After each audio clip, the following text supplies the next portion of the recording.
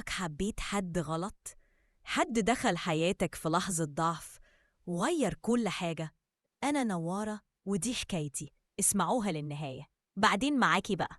بقولك وحشتني يا جدع، أنا كل مرة أفضل أتحايل عليك كده. رد عليا وقال لي أعمل إيه بس يا نوارة، فريد بيه مش عايز يسيبني. قلت له اتحجج بأي حاجة. أقولك أنا هتصل بيه دلوقتي وأطلب حاجات كتير وهو مش هيلاقي غيرك. انت الموظف الشاطر وهيخليك انت اللي توصلها ليه، وانا كمان مش بثق في حد يدخل بيتنا غيرك يا جيمي. وقتها كنا بنقضي وقت لطيف مع بعض. رد عليا جيمي العامل اللي شغال مع جوزي وقال لي وانتي كمان والله وحشتني. مش عارف لما ببعد عنك بحس بايه. قلت له تعالى بسرعة، انا مجهزالك مفاجأة. طبعا انتوا مش فاهمين حاجة، بس دلوقتي هحكيلكم الحكاية من الأول للآخر.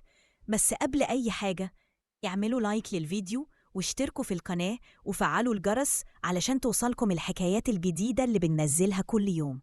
أنا نوارة، عندي 32 سنة ومتجوزة من راجل أعمال غني اسمه فريد بيه. راجل فيه كل الصفات اللي أي حد يتمناها، وأنا كمان الكل بيقول عليا إني ست جميلة وبهتم بنفسي وبشكلي، وده كان دايما بيخلي الناس تبص لجوزي بنظرة حسد.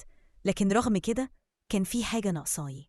العلاقة بيني وبينه كانت باهتة، ما فيهاش روح، ما فيهاش دفء. كنت بحس دايما إني لوحدي وإن احتياجاتي العاطفية مش مهمة بالنسبة له. مش هخبي عليكم، أنا كنت بفتقد حاجات كتير وجربت أكتر من مرة أقرب منه، لكن هو كان دايما مشغول أو بيتحجج بالتعب. كنت ساعات بحاول أقنع نفسي إن ده طبيعي، بس الحقيقة كان صعب. والموضوع ده هو اللي خلاني أبص لحد تاني، حد كان بيهتم وبيسأل وكان بيفهمني من غير ما أتكلم. جيمي. في يوم كنت محتاجة حاجات مهمة لعزومة كبيرة. كلمت جوزي وقلت له أهلي وأهلك جايين والحاجات ناقصة. قال لي أنا مشغول ومش هعرف أجيبهم. قلت له طيب ابعتهم مع حد من عندك. وفعلا بعد شوية لقيته بيتصل بيا وبيقول لي جيمي جاية ليكي في الطريق ومعاه كل اللي طلبتيه. قفل معايا وبعد شوية جرس الباب رن. فتحت الباب ولقيت جيمي واقف. كان شخص ملفت للنظر وأسلوبه مختلف، بسيط بس فيه حاجة تشد. دخل وقعدنا نتكلم شوية، ومن وقتها بدأت أحس براحة وأنا بتعامل معاه. وكل مرة كان بيجي فيها كنت بستناه، لحد ما في مرة اعترفت له إني معجبة بيه. ما كنتش متوقعة رده، لكن لقيته بيقول لي إنه كمان مرتاح ليا من أول يوم، وبدأنا نقرب من بعض. وللأسف أنا نسقت ورا إحساسي وعدينا حدود المفروض ما كانتش تتعدى. كنت بحس إن جوزي مش شايفني، لكن جيمي كان دايما مهتم بيا. بس في يوم اتصلت بجيمي ولقيته متغير. سألته مالك؟ قال لي حاسس بالذنب، مش قادر أكمل في ده إلا لو طلقته.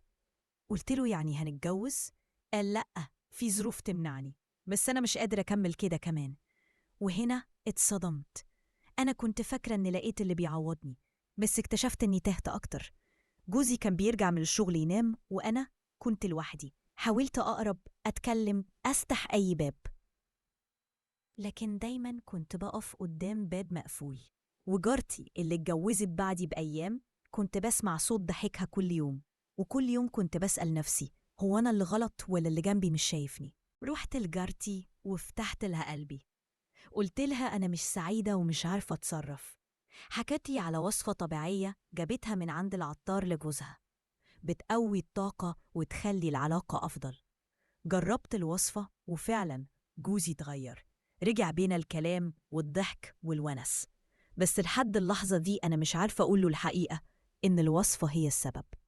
أنا حكيت لكم حكايتي مش علشان أبرر اللي حصل، لكن علشان أقول إن الإهمال ممكن يكسر أي ست، وإن أضعف لحظة ممكن تغير كل حاجة. أنا ندمانة على اللي عملته، بس حاسة إني اتعلمت الدرس، وإن أي علاقة محتاجة اهتمام من الطرفين. وصدقوني الكلمة الحلوة بتفرق أكتر من أي حاجة. اكتبولي في التعليقات لو كنتوا مكاني كنتم هتعملوا إيه؟ هل الغلط كله عليا؟ ولا في جزء من المسؤولية عليه كمان؟